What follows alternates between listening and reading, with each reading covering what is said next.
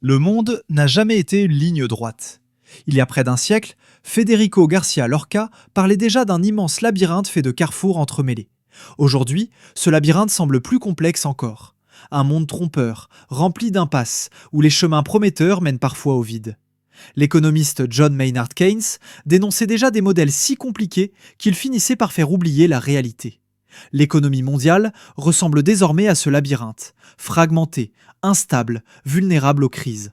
Face à cette complexité, les algorithmes se multiplient. Mais sortir du labyrinthe demande plus qu'un calcul. Cela exige une vision collective. Dans un labyrinthe, les couloirs sont étroits, comme les marges de manœuvre des économies modernes. La croissance du PIB se heurte aux limites environnementales, à la rareté de l'énergie, à l'endettement massif. Chaque avancée comporte un coût. Certaines stratégies mènent à des impasses, des crises qui forcent à reculer, à perdre du temps, à recommencer ailleurs. Parfois, le piège n'est même pas reconnu. Des régions entières tournent en rond pendant des décennies, prisonnières de cycles répétitifs. Le labyrinthe économique ne pardonne pas l'illusion. Dans un labyrinthe, l'adaptabilité est vitale.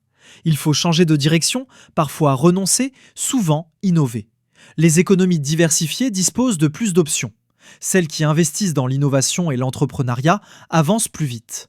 Aucune solution n'est universelle. Chaque pays part d'un point différent, avec ses propres contraintes. La proximité géographique importe peu. Dans un labyrinthe, ce sont les murs qui comptent, pas la distance. Il n'existe pas de sortie définitive, pas de fin de l'histoire. Chaque progrès mène à de nouveaux choix, de nouveaux compromis. Les objectifs sont temporaires. Atteindre un espace plus ouvert du labyrinthe offre un répit. Mais rapidement, cet espace se remplit. Alors il faut repartir.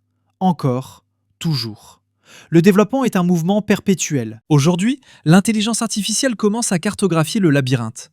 Fiscalité, dépenses publiques, transition énergétique, les algorithmes cherchent le chemin le plus court, le moins coûteux, le plus efficace. Mais un pays seul explore lentement. L'exploration multi-agents change la donne. Plusieurs acteurs avancent en parallèle, partagent leurs découvertes.